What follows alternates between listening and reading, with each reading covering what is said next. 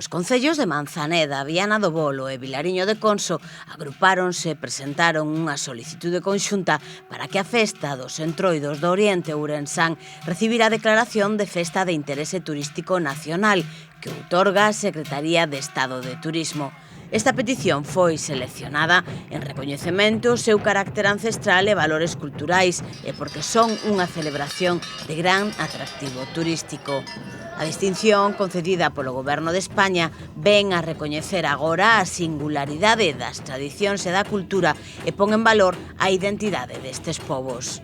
A festa está composta polos entroidos tradicionais que se celebran nestas tres localidades limítrofes entre sí e os veciños de cada municipio, agrupados en folións, únense á celebración dos outros municipios. A modo de embaixadas entre aldeas, concertábanse e séguense concertando visitas e intercambios con folións doutros povos. Un dos trazos característicos máis importante e coñecido destas festas son as máscaras e personaxes identificativos que cada un destes entroidos teñen.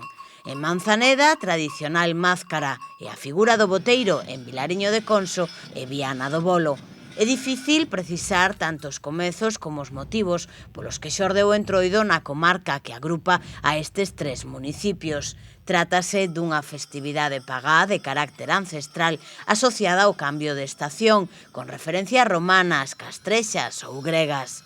É unha celebración de gran atractivo turístico que conta con distintas iniciativas para garantir a súa promoción, difusión e permanencia no tempo. Por exemplo, o Festival Internacional Mascarada Ibérica Vivo Mask, que se celebra en Viana do Bolo e Vilariño de Conso, un evento cultural no que se congregan as máis espectaculares máscaras de entroido tanto de Galicia como doutros lugares de España e doutros países como Portugal.